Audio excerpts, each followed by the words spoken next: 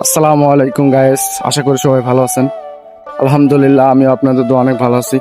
তো আজকে চলে আসলাম ফরিদপুরে নোয়ারকান্দা পুরাপাড়া একটা গ্রামের মাঠে। তো আপনাদের দেখাবো, একটা কৃষক ভাইয়ের সাথে কথা বলবো, দেখি কি বলে, আপনারাও জানতে পারবেন অবশ্যই। আসসালামু আলাইকুম। ওয়ালাইকুম আসসালাম ভাই, কেমন আছেন ভাই? আলহামদুলিল্লাহ ভালো আছি। ভালো আছো ভাই? আলহামদুলিল্লাহ ভাই। তো আপনি কোথায় গেছিলেন ভাই? গেছিলাম ওই দানার বুই দেখবা, দানা ছাড়াইছি, ওই ধানের বুই দেখতে গেছিলাম। ও, তো আপনি না বিদেশ করে আসলেন ভাই, তো এখন আবার খেত খামারে কাজ করতেছেন?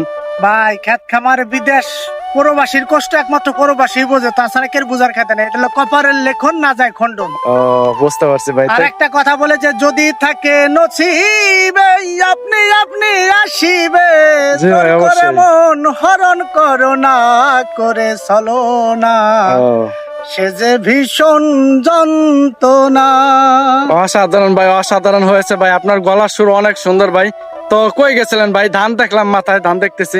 ওই ধান কাটবো তো, বৃষ্টিতে ধান পড়ে রয়েছে, তাই ইনশাল্লাহ সুবিধা হলে আগামীকাল কাটান নিয়ে ও যাচ্ছি। ভাই, তো বৃষ্টির কি অবস্থা ভাই কালকে? মানে বৃষ্টিতে কিছু দানা ফাটছে, কিছু দানা মায়ের হওয়ার সম্ভাবনা আছে, বাকিটা আল্লাহ যদি রহমত করে ও, ইনশাল্লাহ। তা আজকে আকাশের আবহাওয়া কেমন কি ভাই, যদি একটু আজকের বলতেন? আবহাওয়াটা মেঘলা, পুরোটাই আজকে সারাদিন রোদ্দুর ওঠে নাই, মেঘলা, তবে বৃষ্টি নাই, কিন্তু আকাশ মেঘলা। তো ভাই কৃষকরা কি এখন দুশ্চিন্তা আছে না কি দেখি? কৃষকরা মনে করেন সরকারি রেট হলো 1050 টাকা বিআরডিসি সার, সেই সার বেচতেছে সিন্ডিকেট করে জি ভাই।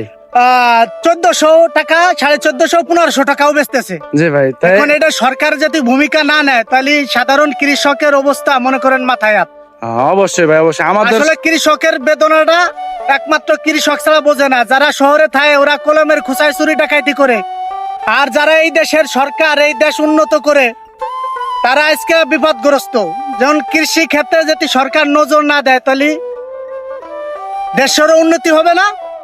জি ভাই, এবং কৃষি হচ্ছিল আসলে মেরুদণ্ড, মানে আমাদের কৃষি বাংলাদেশে। ক্ষেত্র হলো এই জাতির মেরুদণ্ড হলো কৃষি। হ্যাঁ। আগে কইছে যে শিক্ষা জাতির মেরুদণ্ড, শিক্ষা জাতির মানে কিছু কিছু চোর, হ্যাঁ হ্যাঁ। ওরা লই যায় কলমের খোসায় গম টিয়ার সব মাইরে খাইতেছে সরকারি জিনিস, তারপরেও সে আনে ব্যাট বসাইতেছে ডাবল ডাবল। বুঝতে পারছি ভাই। ঠিক আছে ভাই, অসংখ্য ধন্যবাদ ভাই আপনাকে। তো আমি আরেকটা ভাইয়ের সঙ্গে কথা বলবো, দেখি ভাই কি বলে। ভাই কোথায় গেছিলেন ভাই? আমি ধান কেটে এলাম ভাই। ও, তো কি অবস্থা ভাই আপনার? শরীর স্বাস্থ্য অবস্থা কেমন কি আছে ভাই? খুব আল্লাহ ভালো রাখছে ভাই। এন মনে করেন যে দেশের যে অবস্থা, আল্লাহ আমাকে যদি দানা রক্ষা না করে, তাহলে কিন্তু অবস্থা আমাকে কৃষকের অবস্থা কিন্তু ভয়ঙ্কর। তো ভাই আপনি কি দানা ফেলাইছেন নাকি ভাই? কি অবস্থা এখন দানা? ইনশাআল্লাহ দানা ফেলাইছি, আল্লাহ দিলি কুটা, যদি আল্লাহ আকাশ পরিষ্কার এভাবে রাখে, আল্লাহ দিলি রক্ষা হবে। আর যদি বৃষ্টি দেয়, তাহলে একটু ভয়ঙ্কর, মনে করেন যে আমাদের কৃষক জীবন শেষ হয়ে যাবে। ধন্যবাদ ভাই আমাদের পাশে থাকার জন্য। তো আমরা দুইটা কৃষক ভাইয়ের সাথে কথা বললাম।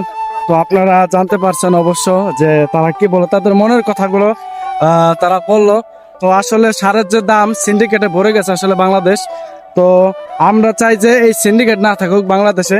তো আপনারাও এটার প্রতিবাদ করেন, আমরাও ইনশাল্লাহ প্রতিবাদ করব। তো ইনশাল্লাহ সবার রুখে দাঁড়াইতে হবে, ঠিক আছে, সবার কথা বলতে হবে। তো এরকম হইলে আসলে আমাদের কৃষকদের খুবই ক্ষতিগ্রস্ত আমরা। আর আমাদের আসলে এটা হচ্ছে ফরিদপুর নগরকান্দা পুরাপাড়া বেতাল গ্রামের একটা চকে আসছি। তো আমরা কৃষক ভাইদের সাথে কথা বললাম। তো তারা তাদের মনের কথাগুলো বললো। তো অবশ্যই আপনারা আমার ভিডিওটি যদি ভালো লেগে থাকে, লাইক কমেন্ট শেয়ার করে আমাদের পাশে থাকবেন। আর এরকম ভালো ভালো ভিডিও পেতে, কৃষক বিষয়ে ভিডিও পেতে অবশ্যই ভিডিওটি শেয়ার করে দেবেন সবার মাঝে।